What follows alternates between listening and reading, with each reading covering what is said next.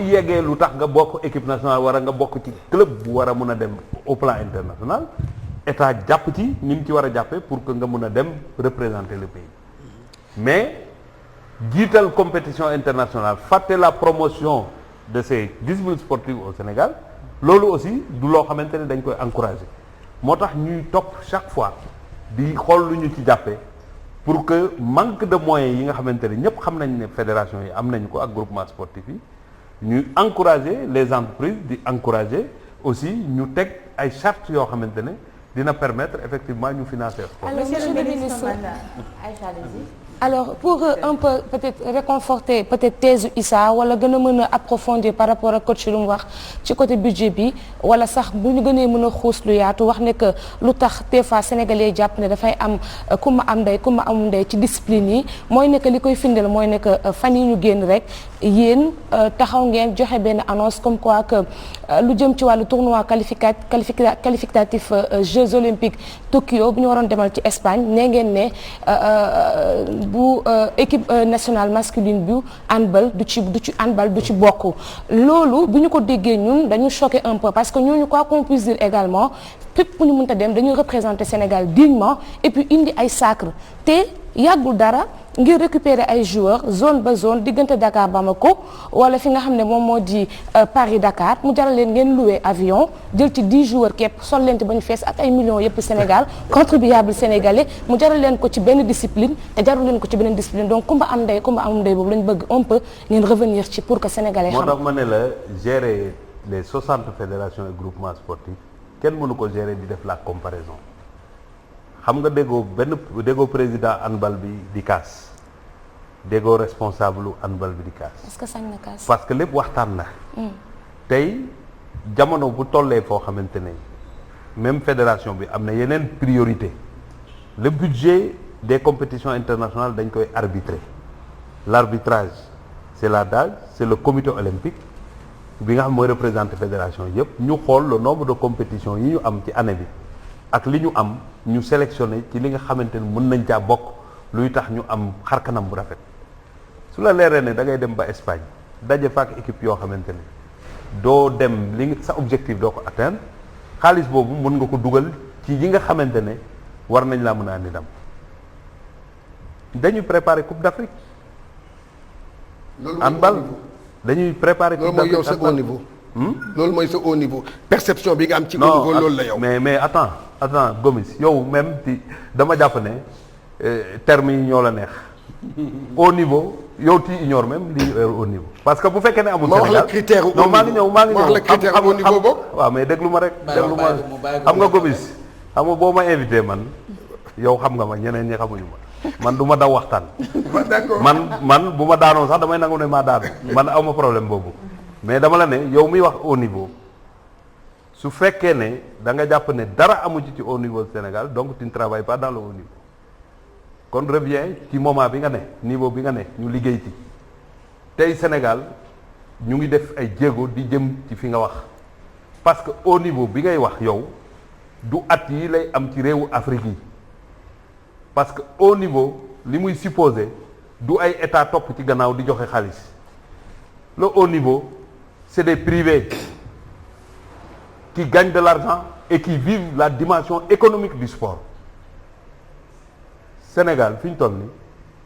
ñu ngi ci ay tànk ligue professionnelle mu ngi koy def di ci jéem di ci am jafe-jafe yu dul jeex ñu reconnaître ko ñu laaj ndimbal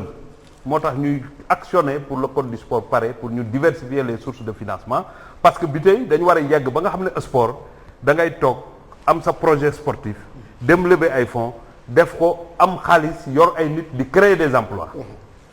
on n'en est pas encore là nit du tëb a tëb rek màggat dafa am fooy jaar. lan mooy problème c'est pourquoi je te dis code du sport bi lan mooy problème am parce que damay rappeler sunu téléspectateurs yi le code du c'est vrai code du sport bi c'est en 2014. après 9 mois de liggéey. waa CNOS waa ministère des sports ak des journalistes mooy les acteurs du sport. bi mu génnee foofu 2014 ba léegi. code du sport bi génn boobu temps Mbagnick Ndiaye moo fi nekkoon mais ba léegi ana code bi 2014 ba léegi ana code bi te c'est vrai non li nga wax dëgg la nag de. code boobu mun na régler suñu problème. Matar Ba invité coach kese la. man moo ma jaaxal non mais il faut ngeen may ma ko tuuti. parce que xam nga moom coach la fii. boobu boo d'accord léegi coach la wéet ak yéen waaw dafa wéet ak yéen fii. nekk coach di bajantu. te tey dama ko bëgg a teg ci àndam. parce que en réalité il parle de code ce qui li ñu génne woon du code c'était une première mouture pour tracer les angles yi nga xamante ne ci loolu la ñu war a discuter. bi ma ñëwee fekk loolu laa ne code boo koy defal nit population sax boo leen defal benn mbir li nga war a njëkk a góorgóorlu mooy fexe bañ adopté ko un projet qui n'est pas adopté est voué à l'échec. ci laa delluwaat affaire bi. barke démb rek j'ai reçu les experts ak le comité olympique ak le ministère ñu ngi ciy discuter fan yi rek dinañu woote fenn pour mën a dajal bu ñu paree ñooñu di ci xalaat dinañ ko jox les journalistes sportifs jox ko le monde sportif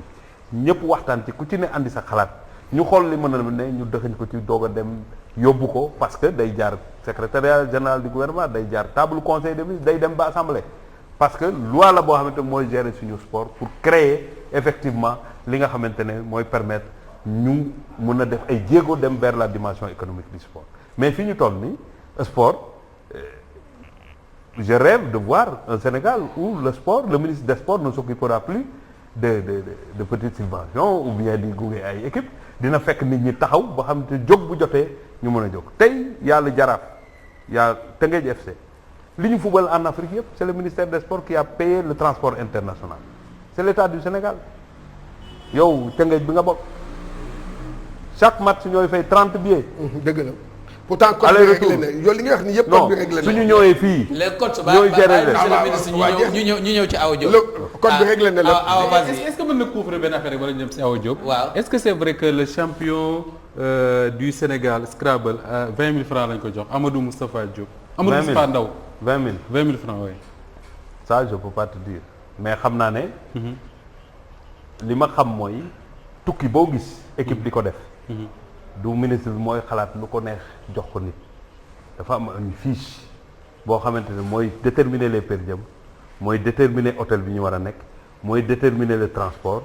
su ko defee nga xam total bi ci suuf boo ko signé daaj bi moo koy exécuter avec le responsable de la fédération. D'accord. bu fekkee ne 1000 francs lañ ci def te président ba toogoon fekk bi ñuy bind 1000 mu engagé ay acteurs am ci 1000 suñu ko signé 1000 lay jot parce que da nga ko war a justifier c'est pas de l'argent qui est au ministère des sports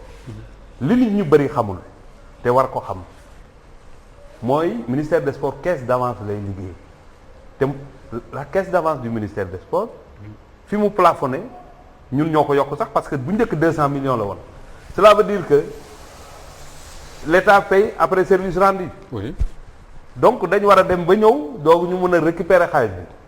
donc même boo jëlee xaalis bi ñu jox la ko balaa nga fay jëlaat beneen xaalis wala nga renseigner waat caisse bi da ngay andi ay pièces justificatives déposer ko à hauteur de ce que tu avais pris pour que ñu dugalaat la xaalis bi mel. D'accord. loolu moo andi woon coow yu bari li am ci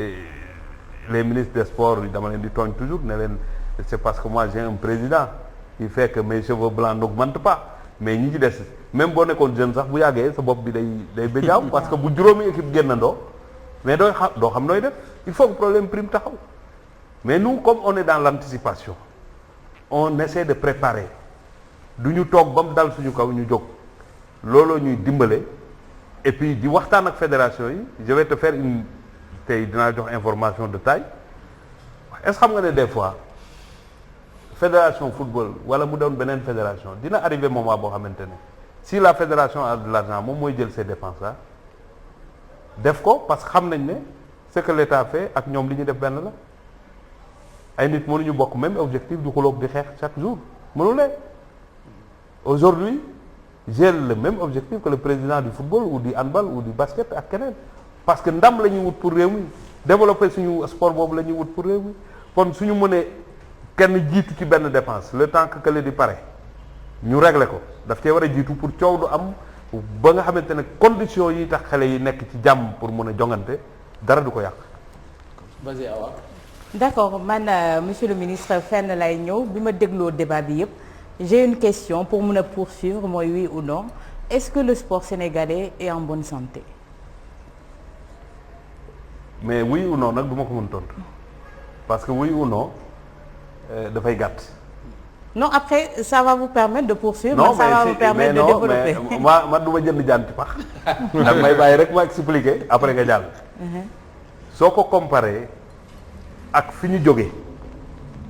je dirais oui mais fi ñu bëgg a yegg am na lu des laa lay wax parce que fi ñu bëgg a jëm bu ñu fa yeggee Gomis dootu poser question bi Moustapha aussi dina ma wax leneen lu ëpp dayoo jafe-jafe bii nga xamante moom la ñu am parce que war nañoo dem bay wax ci leneen lu dul sport bi am na xaalis amul xaalis parce que sport produit la yow xam nga li may wax sport produit la boo xamante ne ñëpp a ko soxla c'est transversal ñiy def communication ñiy def tourisme ñiy def lépp képp kuy business da nga soxla sport mais kon bu ñu ko jaayee fi ñu ko war a jaayee kenn dootu jooy xaalis dafay nekk loo xamante ne ku bëgg a recruter di nga recruter dañuy créer des emplois mais participer efficacement au développement économique et social. d'accord parce que man pour man mais newuñu woon fii ñu ngi doxi jéego yow yaa ngi nii dans bi muy am 10 ans 15 ans yooyu yow li ngay gagné ci sport doo ko doon gagné ñi la fi jiitu duñ doon gagné loolu yow tu fais le tour du monde tour de l'Afrique Walfadjri di la jël parce que gis nañ ne sport am na njëriñ di la jël en charge da ngay tukki am na temps ñi la ci jiitu dañuy rente pour dem ci stade yi pour am information bu ñu jox nit ñi parce que ñoom jàpp ñu woon ne war nañ cee def koppar donc boo mënee comprendre ne fii mu ngi avancer dans le domaine que tu gères war ngaa xam ne ça avance au niveau national. d'accord parce que man lu tax ma laaj question boobu man sama entendement si une bonne santé sportive reflet bi mooy des résultats li koy indi mooy compétition fan lay amee dafa am bërëb yu muy amee et Sénégal on peine à avoir des infrastructures sportives pour avoir ces résultats là te li ñuy wax kumba am ndey bi ak kumba amul ndey si li nga xamante ne moo di sport yi nga xamante ne ñoo fiy indi raaya tey yi c'est les parents pauvres du sport sénégalais tey sport bi nga xamante ne depuis lors on peine à avoir des résultats à amener une coupe au Sénégal mooy le football et moom la ñuy dugal xaalis bu bëri ci li nga xamante ne moom moo di budget sportu Sénégal tey dem nañu ba nga xamante ne équipe nationale suy déplacé wu sax le chef de l'État sort des moyens et tout pour accompagner leen te yeneen yi ñooy les parents pauvres infrastructure yi itam y a un problème sans que ci sa entame dama la dégg ngay wax ne sport bi naam ñi ngi ciy def ay jéego mais du loo xamante ne si développement réew kii ni mel mais des nations yoo xamante ne tey suñu leen di dégg sport moo tax ñu leen di dégg sport itam moo contribuer si seen développement kon tey jii ñun war nañu tendre ci loolu ci côté boobu lan nga may tontu ak lan moo indi problème mu infrastructure Sénégal suñu xoolee dayoom ci Afrique tey benn stade bu ñuy demee compétition la ñu am mi ngi nekk Thiès ku bëgg a toog Dakar bëgg ko dem seetaani amoon na ay temps basket bi ñun ñëpp dañ daan mabbu dem Marius Ndiaye di seetaani basket ku juddoo woon bopp côté yooyu yëpp da nga daan dem di seetaani basket mu nekkoon loo xamante ne benn fibre la woon bu doon kii mais yooyu yëpp tey dafa dee. te pourtant nee nga yéen a ngi dugal xaalis ci milieu bi. Aïssatou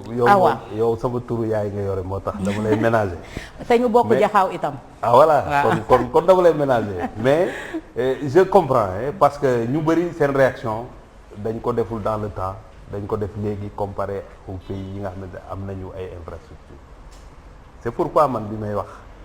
dama prudent ba ne leen retard bi ñu am du mbiru benn régime. dafa yàgg mais ñun liñ ciy def bu ko ñëpp defoon tey waxatuñu ko loolu laa wax te kenn mënu ko dindi li ngay wax ci Marius Ndiaye ba nga cité rek nga wone ne li ngay wax du pour tout le Sénégal mooy ñi dëkk foofu ñi nekkoon Thiès ñi seetaani Thiès tey dëkk Thiès am na ñu doon paas di ñëw fii Demba Diop wala ñu ñëw Léopold Senghor donc su waa Dakar passé wala waa Fatick ñëw seetaan seen équipe nationale fu mu mënti doon rek warta nekk cas waru nekk benn cas. Deuxième chose mooy yi ñuy wax naan ay parents pauvres y a pas de parents pauvres le football su fekkee ne koppar rek ngeen di wax football rek ngay qualifier coupe du monde wala nga jàll premier tour ñibbisee ak ay milliards yow tu vas pas me démentir jël nañ fi coupe d'Afrique ci beneen discipline on est revenu avec un trophée boo xamante valeur bi motul 200 000 le football boo jógee coupe du monde tu rentres avec 7 milliards loolu lañ fi waxoon non mais les 7 milliards là vous pensez que ça ne reste pas au Sénégal kon du moo tax man leen kenn du comparer ku ci nekk ak sa dayoo leen lay gérer tey nag mbirum infrastructure sportive kenn du ne amul jafe-jafe man du ma wax dans la langue de bois lu weex da nga naan dafa weex y a des difficultés mais réew li koy mettil mooy difficulté am te solution esquisse de solution amul c'est pourquoi le président Macky Sall dans sa vision pour jël sport yóbbu ko fi nga xamante ne foofu la ko bëgg a yóbbu moo tax mu engagé loolu li ñuy wax le combat contre le manque d'infrastructures sportives mu am lu ñuy réussir am lu retard mooy la réfection la reprise de Léopold Senghor Elimane Fall de Diourbel Lamine Gueye de Kaolack renforcement de la capacité de Aline Sitoé Diatta de Ziguinchor mais loolu lépp Saint-Louis d'ailleurs naroon nañ lancé li nga xamante ne moom mooy travaux maître Babacar Seye ak la grande salle de sport de basket le palais de sport de Saint-Louis mais dañu bëgg a changer li nga xamante ne mooy site on attend tout simplement les autorités ñu jox ñu site bu bees pour qu'on lance les travaux parce que dañu nekk ci liggéey bu am solo liggéey bu am solo mooy fexe ba infrastructure de proximité yi am ci réew mi te du tere ñu am des infrastructures boo xam ne day am dimension internationale. ñu Dakar yi lan lay xaar bu ci mel ni. moom lay Léopold expliquer Léopold Senghor daf dul kopparu Sénégal budget Sénégal c'est pas le budget consolidé d'investissement la ñuy jël pour defar ko dañ koy liggéey ak ñi ko liggéeyoon mooy la République populaire de Chine def nañ tout le travail technique c'est la pandémie moo ñu accusé le retard bi mais bu ko newuloon ni commencé nañ travaux yi ils sont rentrés pour revenir parce que xam nañu entreprise yi def nañ la conception ba pare li ci des mooy ñëw démarrer les travaux pour permettre effectivement ñu changer complètement visage du Léopold Senghor suñu paree loolu Léopold Senghor. kañ lay commencer d'abord avant pare. mais c'est ce que je vous ai dit dama la ne yàggul bi ñu fi jógee. jàpp nañ ne avant fin mai jàpp nañu ne d'après coopération aussi li nga am ci information ngay weccoog sa askan su amee changement la nga am luy expliquer changement boobu nga waxaat ko sa askan parce que le peuple aussi a besoin surtout les sportifs xam kañ la ñuy defar kañ la ñuy démarrer travaux yi mais jàpp naa ne bu amul benn changement balaa fin mai dinañu commencer li nga xamante mooy Demba Diop état bi daf ko jox fédération parce que nit nag da ngay am fulla bi président FIFA ñëwee fii ne ñu am na possibilité jël ay milliards jaarale ko ci fédération pour defar Demba Diop jàppale Sénégal ci li nga xamante ne moom mooy infrastructure sportive dañu ne lii tax ñu mën ko def parce que FIFA mënul def xaalis boobu ci infrastructure bu appartenir à l'État donc ñun il faut ñu jox ko diir la fédération pour permettre leen ñoom ñu mën a investir donc foofu it conception bi bare na tout le travail technique préparatif def nañu ko ba pare li ci des mooy FIFA yàggu j'espère d'après les informations yi may disposer jàpp naa ne ci fan yi dinañu war a mën a virer xaalis fédération. mais monsieur le ministre tey jii est-ce cohérent qu'on demande des résultats. ça n'a rien à voir ça n'a rien à voir avec on nous annonce des dates chaque jour ñu ne lii moo koy xaar lii moo koy xaar. xam nga c'est vrai damay dëggal encore li nga xam nga yow macha allah man sama gars yi voilà waaw non macha allah sama gars yi vraiment ñu ngi ak ay questions yu maanaam yoo xam ne yu baax la gis nga li ngay wax date yi damay joxe exemple. damay jox benn exemple rek xoolal tey jii à Mbacké suñu correspondant Mamadou Mactar Sarr dañ ko envahir jeunes yi ñoo ko moom mooy stade bu Mbacké waa Mbacké ñu ngi laaj seen stade foo dem ci dëkk bi ñu ngi laaj yow tey jii Sénégal attends waxaar wala da nga may xam nga sama invité nga waaye nag xam nga bugguma waaw suñu invité mais waaye dama la yow naka nga mën a non attends tey jii tey yow sa capital attends defal ndànk naka nga mën a toog yow ministre des sports issu du mouvement associatif bu dee da ngay wax ak dëgg rek mooy que capital yow sa capital amul stade homologué par la CAF et par la FIFA yow loolu lan la lay def. waaw léegi xam nga Gomis man li ma jàpp ci àdduna mooy te xam ko ci yow booy wax ndànk laa lay gën a comprendre que booy yuuxu ma de. non maa ngi de waaye déglu ma rek xam nga nag yow da ngay sportif man su ma la koñee da ngay encaisser rek te noppi parce que t'as pas besoin ngay yuuxu parce que kii li muy wax ni affaire terre ça n'a rien à voir man fii laa ñëw 22h30 on a commencé à minuit donc du affaire u fixer temps fixer heure parce que même vous le faites le problème n'est pas là. nañ bàyyi comparaison parce que comparaison dama war a bàyyi comparaison non vraiment c'est ça bu ñu bàyyi comparaison rek ñu déggante parce que man li may wax du lu approximatif man li may wax lu ma maîtriser la man je ne dirai jamais aux Sénégalais que dañuy defar ci Léopold Senghor te am benn parce que ce poste là que j'occupe demain je ne l'occuperai plus je ne l'occuperai plus demain oui. et tant que j'ai la vie je vais rencontrer les Sénégalais moo tax lu may wax dama ciy xam dara soo ko wax am stade bu ñu homologué wul Sénégal du fi gulet waxuma la Dakar de yow sportif nga je te parle Gomis am na temps Sénégal amul benn stade bu ñu homologué. yan temps la. mooy bi fi xeex bi amee. ban xeex. xeex bi amee dañuy suspendre fii Léopold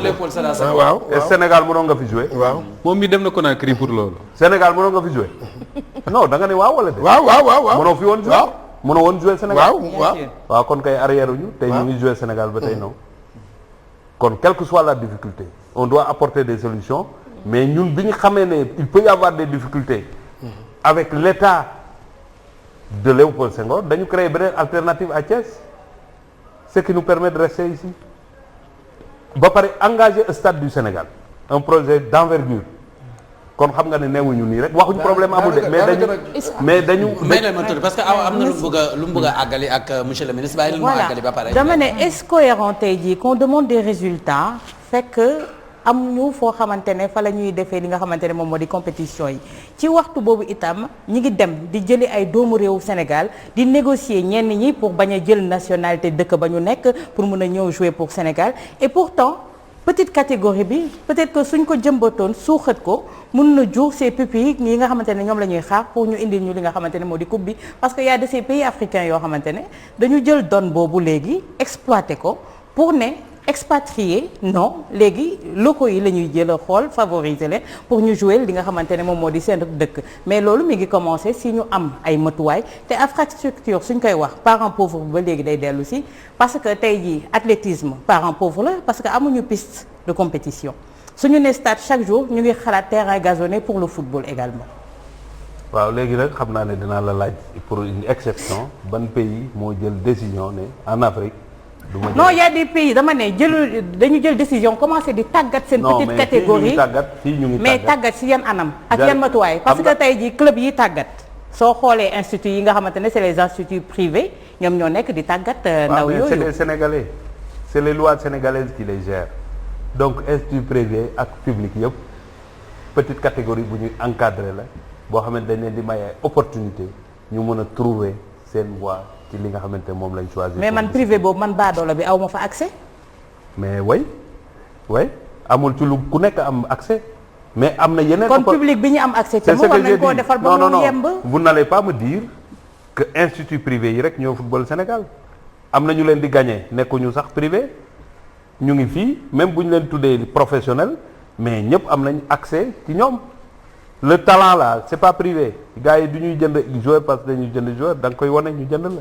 on joue partout au Sénégal le problème n'est pas là. Il y a une politique. Mais il y a une politique bien sûr mais j'ai dit que ñi nga xamante ne ñooy football équipe nationale sénégalais la le talent si tu es sénégalais et tu es né ailleurs et tu décides de jouer pour ton pays tu joues pour ton pays moi je ne rentre pas dans ce débat là mais débat bi nga xamante ne ci loolu laa nekk tey jaraaf bi nekkul lu prix bon ligue professionnelle la bokk mais bokkul ni wuñ fonctionner ak bi nekk Déni Biram Ndaw wala bi nekk feneen kon boo nekkee ci réew da nga war a bari ay opportunité ba permettre niveau bu ne ku ci ne nga mën a am la même chance soo wonee sa talent mun ngaa jóge fii dem fu ko gën a kawe. waa Mbacke deuxième chose maa ngi ñëw ci Mbacke waaw deuxième chose Aïssatou amu leen infrastructure yu baax bëgg résultat tey on est première équipe africaine donc loolu ñuy def ci diggante bi pour analyser la situation du li ñu ci war a teg parce que bu doon infrastructure rek on ne serait jamais première équipe africaine selon le classement de la FIFA donc problème bi newul foofu. Est-ce qu'on se suffit à ce titre? Non, on ne se suffit pas. Un ministre des Sports ne peut pas suffire de ça mais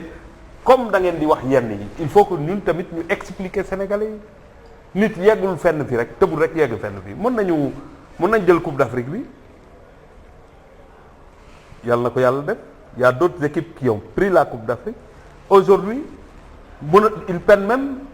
pour ñu qualifier Coupe d'Afrique te pourtant ñu nekk ay infrastructures yu dul jeex le problème n'est pas là. le problème fi mu nekk pays de football yi la. football laa wax. waaw petit pays de football yi la. waaw ak nam petit grand pays la dama ne yow yaa ngi liggéey sa liggéey di am ay résultats le football liñ ciy investir tax na tey ñu yegg foo xamante ne gëj nañ fa yegg bu fekkee mos nañ fa yegg y a des résultats que ça soit dans le football que ça soit handball que ça soit le basket que ça soit les autres disciplines sport de combat yépp ñu ngi am ay de véritables résultats ay médailles d'or yoo xamante ne les Jeux africains depuis 1963 mu presque kenn jëlu ko ba 2015 lañ ko jël donc le problème du question équipe nationale bi jëlagul Coupe d'Afrique mooy tax ñu jàpp ne y a pas de résultats les résultats ne suivent pas tey li tax ñu jóg mooy nañ fexe ba chez moi à Fatick ñu liggéey fa liggéey boo xamante ne ak ñi yore sport bi ba ki nga xamante dafa judd ci famille modeste te yàlla def ci tànkam yi lu tax mu mën a nekk professionnel ñu may ko opportunité mu am fu mu exercer ba nit ñi mën ko gis te loolu ñii football ñii basket ñu ngi def loolu li koy andi mooy championnat yi am ak festival yi nga xamante ne recommencé na ci école yi ci la ñuy détecter les talents yi nga xamante ne ñun ñi ñëpp ak ñeneen ci la ñu jaar donc jafe-jafe yi dafay ànd ak solution yi ñu wut ñu ngi wuti solution di traîner ay jafe-jafe mais jafe-jafe yi ce n'est pas l'État ce n'est pas que la fédération ce n'est pas que les supporters c'est nous tous chacun bu jouer sa partition du am benn jafe-jafe les journalistes sportifs aussi liggéey bu am solo lañ ci def parce que ñu ngi alerter ñu ngi wax mais li ñu bëgg rek mooy foo alerter wax rek fexeel ba gëstu ba am piste de solution boo lancer nit ñi parce que mun na bañ a nekk lu ma xalaat mais di déglu mun naa tax ma jàpp ne li nga wax nit mun na cee jaar quand on construit on ne tire pas les yeux fermés te un journal sportif est appelé à faire la leçon ou bien à donner des pistes de réflexion mais à alerter mais à apprécier positivement bu fekkee ne gis na lu mu apprécier. ñëwal ci Mbàkke bi balaa Ramadi jël dama bëgg mu taw toile parce que waa Mbàkke ñu ngi oote à la régie. waa Mbàkke soxla nañ waa Mbàkke je leur dis xam nga stade boo xamante ne xam nga ni ñuy defaree stade au Sénégal budget bi bu ëppee bu nekkee budget bu rëy du lépp mooy dugg ci benn année bi ci budget bi pour ñu def mën nañ ko def deux phases mën nañ ko def trois phases tout dépend du niveau bi ñu bëgg a yóbbu infrastructure mais en ce qui concerne Mbacké balaa may ñëw ci Mbacké damay fàttali que chez moi à Fatick sama commune wala feneen le sport est une compétence transférée parce que réew ci charte lay dox collectivité territoriale bu ne képp ku yëkkati loxo ne maire laa bëgg a doon sportif yi war nañoo xool sa programme wu sport lan nga nar a def ci dëkk bi lan nga nar a defal sport ni ngeen ñu koy poser question nii tey ku dañu dem ci ay élection locale tey ku yëkkati loxo ne maire laa bëgg a ne war naa am ni mu amee projet santé war na am projet sport ni mu amee projet beneen domaine war na am projet sport donc bu fekkee ne dem nañ ba mairie ba amul doole bu mu defaree stade le niveau central ñëw di ko jàppale askan wala bëgg a jàppale ak sportif yi looloo ñu dugal ci Mbacké dugal ñu ci yeneen commune pour ñëw ci Mbacké liggéey bi boo xoolee turbine yi dépassé na 75% d'exécution tey boo fa demee di nga fa fekk le gazon synthétique sur place les projecteurs dans quelques jours d'après lal nañ ko l'entrepreneur non lalaguñu ko parce que ñu koy lal ay tubaab lañu dañu war a ñëw d'après l'entrepreneur dans quelques jours les projecteurs seront déchargés à Mbacké vers le 5 mai ñi nga xamante ni ñooy lal li nga xamante ne moom mooy gazon yi dinañu ñëw pour le gazon de Ngor bu ñu génnee Korité dinañu inaugurer dem vers l'inauguration du stade des Parcelles Assainies Yoff dinañu ko réceptionner bu ñu réceptionner Ngor Mbacké moo ciy tegu ñu ngi def tout pour accélérer le stade de Mbacké parce que xam nañ ne c'est une difficulté des sportifs de Mbacké et de la région de Diourbel qui a des difficultés c'est pourquoi ñuy accompagner Bambey stade bi démarré na liggéey ba commencé na pour renforcer l'existant de Bambey defar li nga xamante ne mooy Mbacké Elimanel Fall wax naa leen ko avec la coopération bi ñu am ak République populaire de Chine ci lañ ko war a def c'est un moment difficile mais qui va être dépassé donc nous accélérons on sait que c'est une nécessité moo tax te duñu di nelaw ñu ngi ciy def li ñu mën di wax ak entrepreneur bi pour mu gën a accélérer pour ñu mun a pare li nga xamante ne mooy stade yooyu jox ko ñu ko war a jëfandikoo parce que ça ne sert à rien ñu traîner benn stade boo xamante dañ ko war a jox nit ñi. waaw mais Assane Diouf xam nga itam ñu ngi wax yëpp di fàtte Assane Diouf mu nekk benn stade boo xam ne fii la indi woon coow dégg nga jël nañ ko jox nañ ko kii ñu jëlaat ko ba Macky Sall ñëw jël ko delloowaat ko jeunesse bi waaw stade bu fan la toll. stade Assane Diouf waaw. fan la toll stade Assane Diouf waaw. da nga bëgg ma expliquer. waaw wax ma. non ni nga may xoolee day neel ni. non il faut mu leer stade Assane Diouf boobu laa bëgg mu leer. non man li may jaaxal man lan mooy topp tey monsieur le ministre ñime la man loolu moo ma jaaxal. non mais ce que les Sénégalais ne savent pas mooy Gomis est un très bon ami. ndeysaan sama xarit la on se voit partout di waxtaan mais comme moom foog na ne balaa ñu ko mën a dégg day simb te nee naa ko balaa ñu lay dégg mooy da ngay bàyyi simb ñu dégg la. bàyyi jàmbur nag monsieur le bàyyi leen ma Gomis rek. bàyyi Gomis donc yéen ñëpp samay xarit ngeen mais Gomis moom may leen ma ko rek. waaw d'accord donc li muy wax ci Assane Diouf. mooy xam nga Assane Diouf c'est un problème très complexe ba tax na ñu ngi koy trouver solution parce que le ministère des Sports ne règle pas le problème foncier. Le problème foncier est géré par le ministère des Finances yi nga xamante ñoom ñooy gérer loolu ñooy négocier bu ñu paree jox ñu foncier bi. leer na ma ne Assane Diouf vers Rebeuss la ci boori prison beeg foofu dinañ fa def stade mais à l'heure actuelle avec ce qui s'est passé parce que li ngeen war a xam mooy lu Abdoulaye joxoon ay investisseurs chinois la su fekkee ne pour entrer en contentieux ak ñooñu la nga war a dédommager ñooñu tabax na ñaari stade il faut trouver une solution. yëpp xam ngeen ne